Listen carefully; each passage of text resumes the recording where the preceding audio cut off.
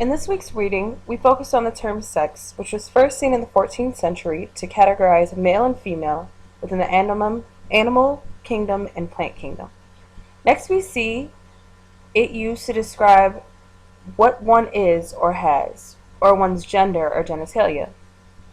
Sex can also be used to describe one's sexual orientation, heterosexual or homosexual. With the evolution of gender studies through the past 7th century, the word sex has transformed to describe so much more.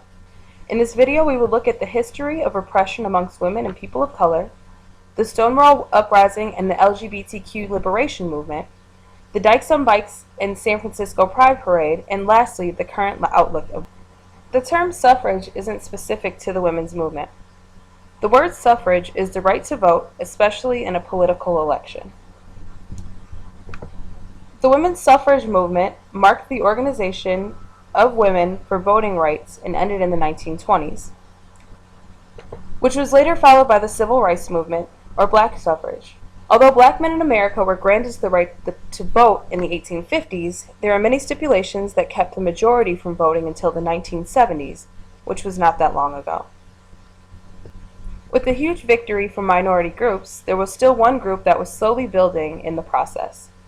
In the middle of the night on Christopher Street in the Village, a group of young gay kids were tired of being treated disrespectfully by the police and decided to fight back.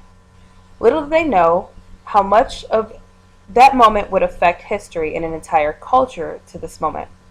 This event is known as Stonewall Riots and took place in 1969 and was followed by the Liberation Day Parade, which is now one of the biggest LGBTQ parades that happens in the world.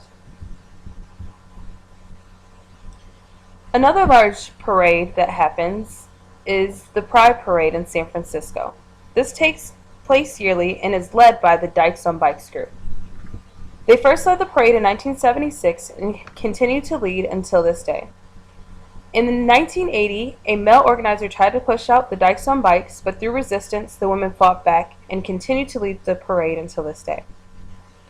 There was talk of gender issues within the organization due to trans folks joining the movement, which specifically set out towards cisgendered women. This goes to show us that every movement has a struggle and there is always injustice, but within that, another movement is on the rise. With a clear understanding of mass mobilizations amongst minority groups, it is apparent how the LGBTQ movement and the fight for gender equality got its beginnings.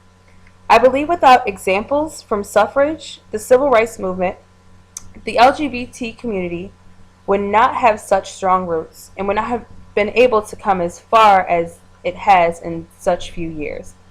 Currently, there are 17 states which recognize same-sex marriage and hopefully 34 more to follow to continue justice and equality for all living here in the U.S. and the rest of the world.